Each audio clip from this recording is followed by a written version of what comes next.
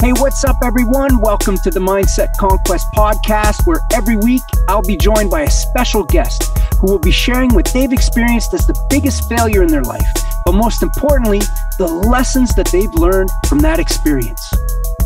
I'll be spending time with people that I've met throughout my life's journey in business, music, and sport.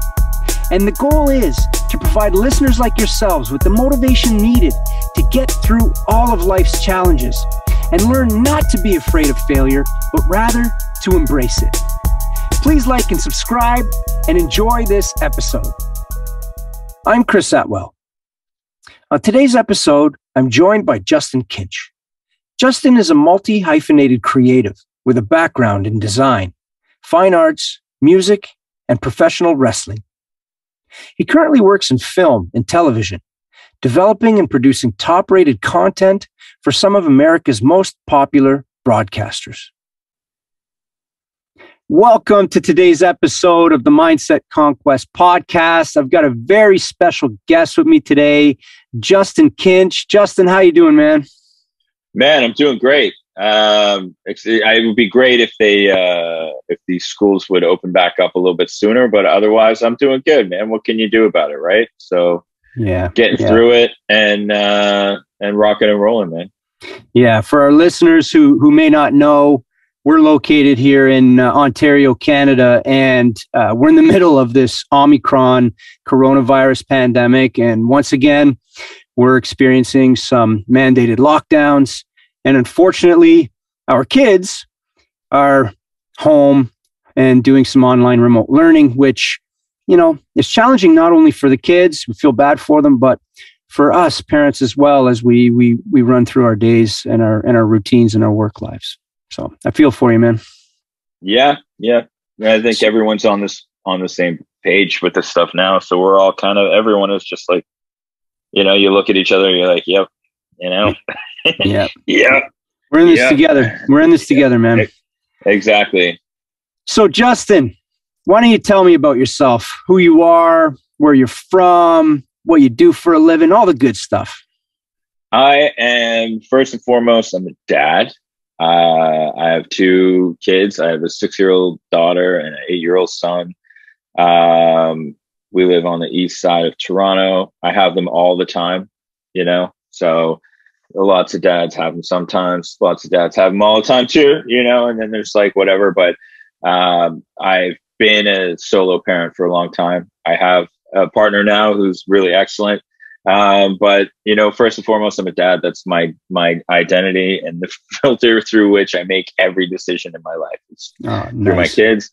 I'm from Halifax, Nova Scotia. And I lived in Montreal for a long time too, during some pretty formative years. So I got to shout out both of those cities. I haven't been home to Halifax in 10 year.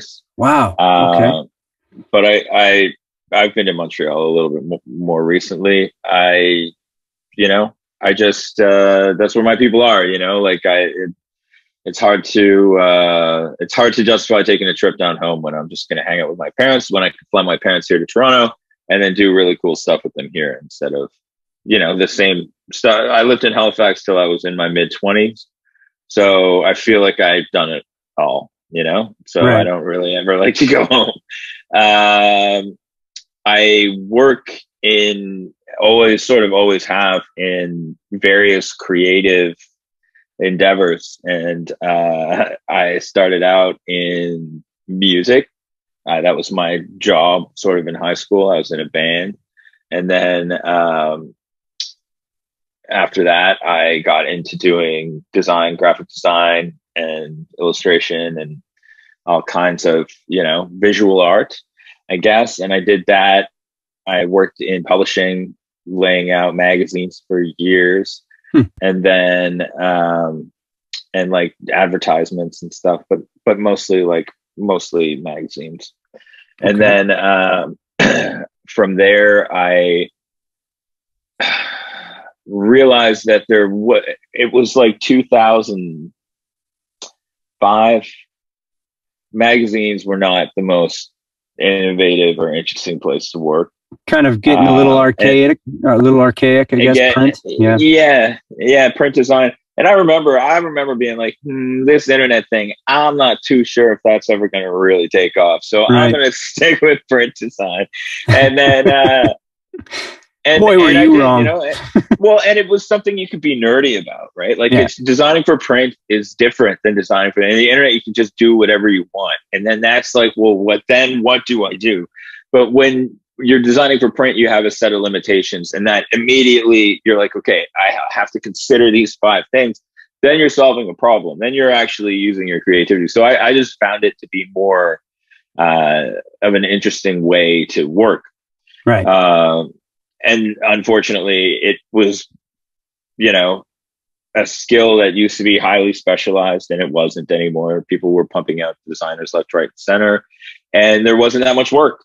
So I kind of lost interest in it and started doing more music stuff, and then working, side jobs, hustle. And I did that really from probably, when did I get out of that racket? Like 25 on till I had kids in my 30s. And so then, you really embraced that whole gig culture, right?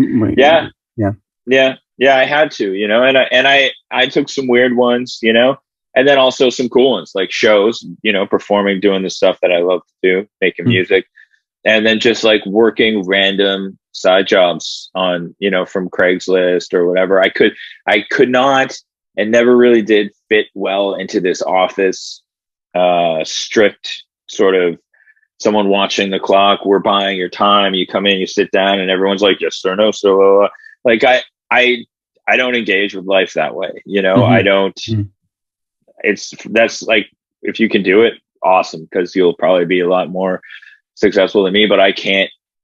That's like, my brain is like not on the same, wavelength as those people. I'm a creative dude. I can play some of those rules, and I can speak the language enough to get by. But I always, and like living in a city like Montreal and coming from a city like Halifax, and then living in a city like Toronto and coming from a smaller city like Halifax, there's just more potential here, right? There's always some weird thing, some like insider, group circle of people. Like I've been a professional wrestler. I've been like trained mostly, and done lots of just random things. 'Cause I enjoy, now I host wrestling shows, and I would just, whatever, I would host a lot of rap shows, rock shows. I promoted shows. I had a weekly bar night. And, I worked for just like, a lot of my friends were entrepreneurs, owning bars, venues, things like this. So I would just do a random thing for them. Someone always needed something. So for most of my, those years until I had kids, I didn't really mess with the sort of a traditional form of employment. I just sort of sold myself. I worked in like a million industries. And I learned like really that, every set of skills that you have is sort of applicable to something else. And I learned so much. And if I thought something was cool, I would try to do more of it, but mostly I was focused on, I really thought that I could become famous and rich. Oh yeah. Like not just known, but like, well, rich, like there would be like Jay-Z, me and Jay, we would be like best friends. And I'd be like, hey, Jay-Z. And he'd be like, Justin, oh, you were roommates, we're just best friends. And we're so rich, and I thought, and I swear to God, I believed it with like every fiber of my being that it was just around the corner, and it made was particularly with your music career, right? That's what I'm saying. That's how seriously, like that was for me, that was it, and I will say like a lot of the people that we performed with back in those days, because you were in that same scene, they didn't think of themselves that way. And I did. And so I didn't really have a lot of friends, a lot of people were either more realistic about their dreams, or they were they weren't necessarily realistic in how they spoke about it, but they were realistic in how they treated it. Like they didn't care for it in the way that they believed that they could go the distance. Right. And it was more, to them, it was more, hey, I'm in this role. It's my job, but my job is also to make it look like that I'm bigger than life type thing. Yeah. And I mean, that's probably the thing that I was really the best at, because I am larger than life. Mm-hmm. So I say it, I do it. I very often say things just to sort of give my friends the experience of being in a group where somebody said that or somebody did that, that thing that everyone's thinking, oh, wouldn't it be funny if, and then it's coming out of my face or body in that moment. So, that was probably my favorite part of it, was like the personality, and then it got to be like, it was work, and I treated it like work, and I treated it like work all the time. So when I moved to Toronto in 2011, that was all that I was doing, was music. And like, I wasn't making a lot of money, but I was making enough money. Mm-hmm. Like my rent was like $750 all in. I had a dog and me. And so I didn't really need that much money, like a couple grand, maybe a month. And I could like live a pretty cool life. We would go out, we would be playing shows all the time. All my friends worked at bars. So the only things I cared about doing in my life at that time, I didn't have to pay anything to do them, so I could really just like focus on, and then you get into a space where you feel like you're doing stuff when you're not really, and I thought, the difference between me and Jay-Z at that point was very big, but you realized you started seeing the gap there. Yeah. I started seeing the gap, but I it felt like we were like this, but really we were like this. Yeah. And, just when you're starting to get like, find no resistance in what you're doing, it gets boring, and you don't care for it, and you don't value it, and you don't treat it kindly. And the things that I really liked was addressing a room full of people, being on stage.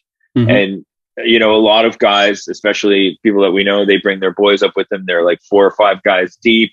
And I hate that shit, dude. I hate it. I always did my shows by myself. And then later I was in a group with Anthony, and we would do our shows together. And you joined us once or twice, but the chorus of bouncing men, no, like I didn't want to share my stage time or my attention. I want to be able to control the set and control what I was doing, and my thing was kind of reinterpreting the music that I loved through samples or just straight, rapping over top of a chunk of it or whatever, or singing or whatever, and flipping it into beats, making something cool, making a cool live performance. I didn't really go and perform my songs as they were recorded on my albums. I would take the verses and put them over new things. I would listen to the popular songs of the day and find the breaks and sample those, stuff that was, would put together like a really cool. I was very passionate about my performance more than anything else.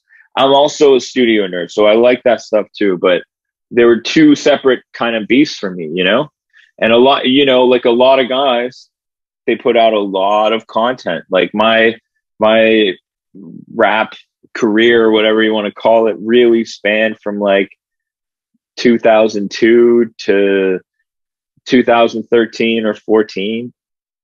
I think I dropped 2 solo albums and 2 group albums in that time. They're excellent. And I will say that some of them are very of the time, but they're excellent, sonically, whatever. And there's like, but I made those based on like boiling down my fun live stuff. I would write a live set and then whatever. So to me, that stuff was really important. But then along came babies. So that's very interesting, because you've had a lot of different things happen in your life. And I heard something recently that really stuck with me, and it has to do with longevity in life. If you were, before you're on your deathbed and you're dying, and you think about, hey, did my life go by very quickly, or did I enjoy a long, fulfilling life? You could look at it in this way. If you were a guy who was into fishing, okay, and you and a friend went fishing on the same dock every single day your entire life, how many memories would you actually have? You would probably be on your deathbed going, man, my life went by so quickly, because every day will just get crammed into one, because you're repeating the exact same thing every single day. Whereas you've lived in multiple cities, you've explored multiple different gigs and careers and jobs, and your journey was so far quite different along the way. So I'm feeling like, hey, when Justin gets older, he's going to look back and he's going to be like, yeah, you know what? I did a lot of cool stuff in my life, right? And you're going to be able to think back on a bunch of different memories. You had me thinking about that. But, this podcast really is about providing listeners with motivation, right? Work through life's challenges. You bring up kids, and they're very challenging. And really to help them learn not to be afraid of failure, but to embrace it. Yeah. And I would like to hear, what do you consider your biggest failure? Because I don't think kids are your failure. That's for sure. That's a blessing. No. But that's true, but I will pre-apologize to them, because they set me up for my biggest failure. Okay. And that's not their fault. It's something they did to help me that I needed, which was I quit doing music. Okay. And so it's a failure to land. Me and Jay-Z, I was about to buy that property right next door to him and Beyonce. Right. I was calling the realtor. He wasn't calling me back. He knew. And then so I had a kid on the way, and I was like, this is not sustainable. What I'm doing and how I'm living is not sustainable. And it's like, on the one hand, it's not fair to call it a failure, because it was kind of a conscious choice. I didn't fall flat on my face, but I felt like I did, So more of a, maybe a regret kind of failure. Right. Not really. No? I had plans. It's an unfulfilled dream, and the acceptance that I won't get where I was going. I always wanted. You're not going to have that. You're not going to be Jay-Z's best friend. Yeah. No. And if I am, it'll be like later in life through different means. But I thought we would work together one day and doing music. And that wasn't my only goal, but I thought it would be like Beatles, Nirvana, Jay-Z, me. Like I really at that time thought that I could take things that far, Mm-hmm. And I didn't. And particularly at the time that I really stopped, and I did kind of swirl the drain for a bit, but before I stopped performing live, I was in a group with Anthony. Mm-hmm. For those who don't know, Anthony is an artist from Toronto. His artist name is Ill Vibe. And, he's had some great success in his music career, and Justin used to be in a rap group with him. Yeah, he's a good dude. He's a smart dude. And he's like, he can kind of stick to a vision. And we had this group together, and it was really great. It was really successful, I would say, mm-hmm. in terms of our launch. We sold CDs in 2013. And it was like 20 or $25, and you got a CD and some sunglasses. It cost us like $3. It was a very successful thing, and we treated our music like it was a boutique item. Right. And we didn't give much out for free. It was, it was cool. And we and what ultimately drove it apart was I was having a kid, and I didn't want to do this. A lot of artists love to perform, and I was the same. but I would try to book us shows where we're getting paid. And Anthony obviously would get us shows where we got paid, but he would also be happy to play shows where we don't. And we'd like rent a car and drive. And everyone thinks that's part of the struggle and stuff. And it is, because like you're not, if a promoter can't afford to pay you, then there's nobody going to be there. Right. Like these shows aren't worth doing. Right. So it's not like we could go and be like, well, you know, we're not getting paid, but we can set up and sell. So, but he loved it so much to perform. And I get that. Right. Like that's his thing. And that's when I realized really that I don't love this that much. I don't love it enough to go through this anymore. And so I said, I think we should break up. We didn't get along for a while after that, which is again another failure. You know, he was my best friend. He was my best man at my wedding, you know, and we had a huge falling out. And today we chat, we talk, you know, but it's not the same. It was a big thing, and it meant a lot to both of us. And I think we saw it differently. I felt like, I think he felt like I wanted to keep him from being happy and playing these shows. And he probably felt I was a little deluded because I thought that we would be friends with Jay-Z in a week's time.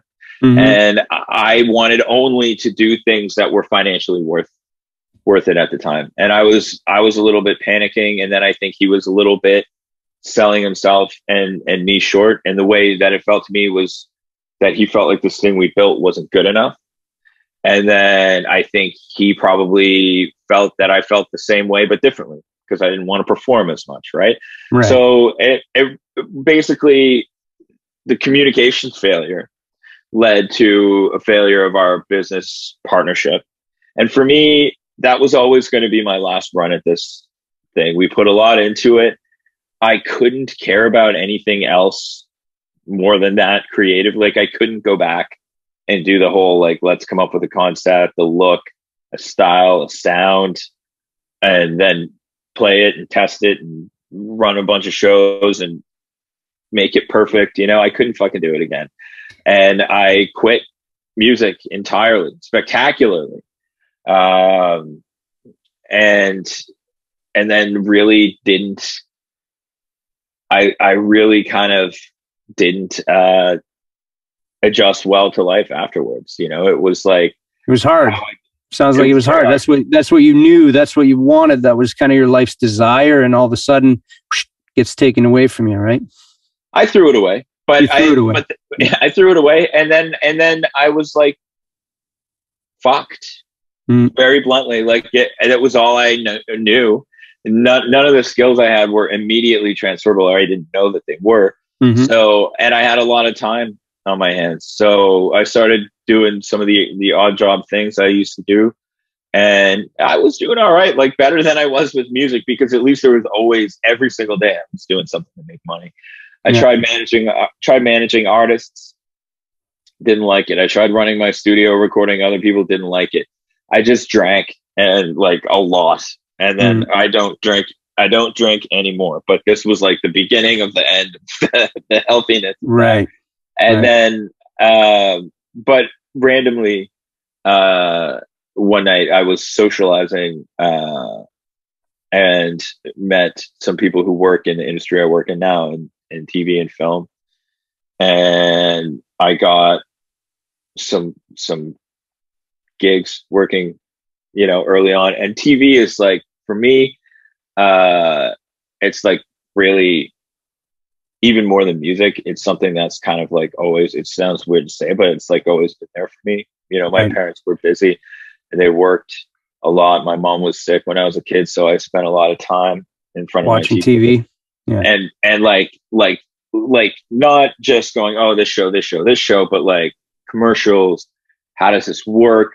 What is on what channel, when and where? Not just like, I became passionate about television, not just like the things that were on it, right? But like, how does this work? How can I be on it? How can I be a part of this? I want to be involved in television. I don't know that I want to be on a show, but maybe host a show, or maybe create shows, maybe write them or something. So it was like, you know, I was always into various, I was in drama in high school as well. Like I was always into creative things, making something, like taking an idea and then turning it into a tangible thing, usually cool. With commercial means attached to it, because I like to make money, and I'm very well aware of the need to do that to live. So I'm not like, I don't always come at the art that I do. That's my skill. That's like, a gift that I have, is being creative, but I always try to come at it from like, how can I make money doing this? So going back to, it sounds like you definitely kind of found your way out of this, but going back to, losing yourself from that music kind of being put behind you. What did you learn from that experience? Sounds like you hit rock bottom, and things weren't going the way that we like, and that's part of life's challenges. But what did you take away from that experience? What did you learn? Well, first, I lost my entire identity, really. Or I thought I did, right? Because I thought I was this guy who like parties and like does this cool stuff and does these rap things. I'm going to be making music, touring. It was like, it was the content of a lot of my art. And it was like really what like life was about to me, was like, was this journey that I thought I was on. Right. And I was, but it wasn't going where I thought it was going. And so I learned what I was made of, really, and who I am, because I lost and sort of stripped away these things that I was like leaning on as a personality, and a lot of the frustration that I would have in music would come from feeling entitled by like, I was willing to do the work. I showed up, which is more than many people do. Right. So you start feeling like, you deserve more than what you're getting. And then the amount of work that you have to put in isn't always going to equal what you're getting out of it, because when you're a solo artist, and for all the time I spent, I really had no fucking idea what I was doing. I did everything on my own. I did my own PR. I did my own artwork. I did everything. Like, so I had to like really kind of accept that you can't do that. And like, I had to take the time to figure out what it was that I was, who I was, and then what I wanted to do and what I could do with that. What have I learned? And I had to sit and then just, I had kids, right? And I wanted a job, not just doing random shit. So, and a career, so I had to figure this stuff out. I had to actually go from this pile of failure to being like, make a CV and figure out, boil down that decade into what do I do and who am I and where what can I go? Skills do you have, and how can you apply them? What skills do I have, and where can I go from here? And that was a nutso time. I explored a lot of things like coding, and I made a couple video games. I tried doing different genres of music. I had a secret band that was the most popular musical thing I ever did in my entire life, by like miles. But I was drinking so heavily at the time that that's all I was doing. And then I just found a way to implode it, because it wasn't what I wanted. I didn't want to be famous secret, and it was like, it was frustrating. But all I know is that like, what was important to me, and they're very shallow things, was like, I want the attention of a lot of people. And I want to have my ideas go from my brain to being consumed by those people. And I want to entertain them, and I want them to have a good time with it and enjoy it. So, finding ways to recreate that was difficult. I got in, but really I would just get drunk and make a scene. Oh, you kind of found yourself out of this, because you went through some more journeys. We've only got a couple of minutes left, and I'm really enjoying talking to you, but I want to make sure our listeners get the most out of this. And that is, hey, there's a lot of artists out there. There's a lot of people who want to be famous, want to be, their favorite artist's best friend as well. And maybe they're experiencing some similar things as you. What advice would you give someone who's experienced the same failure as you have? Quit. Wow. Okay. Quit. That's my advice. Look, if you're not, and this, it doesn't mean you can't do it, right? I'm not saying if your goal is to be Jay-Z and you're fucking not, quit it. That doesn't mean don't do it anymore necessarily, although I think you should. Right. It could be distracting you from something cool, but like, let it go for yourself. Right. You know, say to yourself, this is okay. I wanted this and I'm not going to have it. I love it anyway. Mm-hmm. And then do it. And if you can still do it, you have to love it so much. You have to eat so much crap and you have to work so long and for so hard, or so hard and for so long. And if you don't have that in you, that's okay. Like, let yourself be free to find what you love and what you actually are great at and what actually moves you, because it's there. And we fool ourselves into thinking that it's the thing that we think about when we're 20, 22, right. 23. Let it go, man. If it's not working for you, don't be afraid. You know, Arnold will say, don't be afraid to fail. I'll take it a little bit further and say, don't be afraid to quit. If it's not working, wow. It's not going to work. It's not going to come with time. You know. And you know if it's going to work or not. Yeah. You know inside yourself. And if you know it's not, that's fucking awesome. Yeah. Free yourself of that. It's okay. It's not even failure. And then when you quit, it's like, there's no embarrassment. There's no, it's not like you exploded or you got caught, making a move on your secretary or something like this and lost your job, lost your career. You can come back to it later if you need to. You don't even have to tell anybody that you quit. You just do something new. Find what moves you and do it.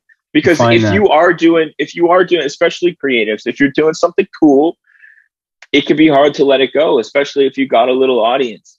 But if it's not going to get bigger and it's not going to fulfill you, don't feel like you have to keep doing it. You're the only person you're letting down is yourself, and that's okay. You'll forgive yourself, and then you'll find something else and you'll be like, man, I clung to that stuff for so long for what? And there is a what. It's not for nothing. Nothing is for nothing. I went from, as high as I was ever going to go in the music industry, let's say that's here just because I'm not going any higher. And then I got to here in television and film, and I'm making more money.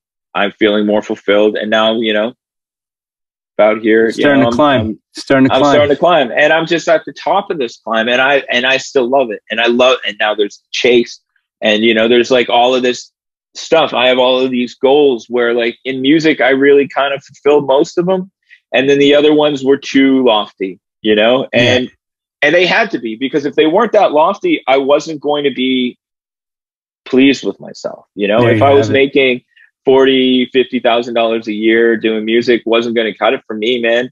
I wanted much, much, much, much more. And I didn't have the network, skills, time, or interest or belief in myself at that point in my life anymore to do it. I let it go. And it sucks. A breakup you need to do still hurts. Of course. Some of you guys need to do it. Some of you guys and gals need to do it. Or accept that this thing that you love isn't all that there is for you. And find a way to fit what you do, what does fulfill you, into your stuff. It's hard to let it go all at once. If you can't, let it go piece by piece and start filling your life with things that make you feel more fulfilled until that's all you have to do. And I was able to do that by, like, the grace of, like, so many good and helpful and thoughtful and wonderful people. I've learned from so many people, and I try to pass on everything I know, because I feel very grateful and very lucky to do what I do. I get paid for it, and I'm like, you idiots, I would have done this for free. I love my job so much, so much. It's just so cool. And I feel like, I don't think it makes me cool. I think I'm a nerd, and that's why I think it's so cool, And I think, like, for me, making stuff that people, like, watch later and then kind of forget about their life, it's like, I'm not in the room when they're giving me all their attention, but I know they are. It's like 1 million people a week will watch my shows. Yeah. I wasn't getting that. You weren't expecting that. You know? You weren't expecting that for sure. Exactly. That's and amazing. now I'm just like, I get high on it, man. I love it. And I love making it. I connect with so many random, interesting people. So all of this is to say, if you're not happy in the creative endeavor you're in and you're married to it and you believe it's your identity, it's not. Your identity is birthing beautiful things that didn't exist before.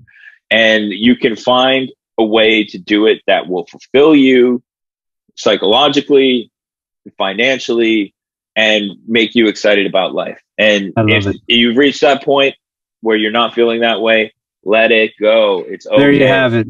There you have it. Justin, thank you so much for sharing your journey, man. You know, the advice, I love the thought of don't just let it go. Quit. Try something new. Rebirth. It's an exciting thing, and you've definitely been through that before. I thank you for sharing the advice to our listeners. Before we go, I would like to know where can our listeners connect with you online? Best place to find me is on Instagram at Real Big Talker. You can find me on Twitter as well at Kinch Made That, and that's where you'll learn about what I'm doing, whether you want to or not, and reach out and connect with me. Or don't. I'm okay. I won't take it personal. Well, I definitely am connected with you, and it's been a real pleasure speaking with you. Thank you for sharing your journey, Justin. Keep kicking ass in life, and yeah, buddy. You have yourself a great day, man. Thanks, buddy. Have a good one. You too.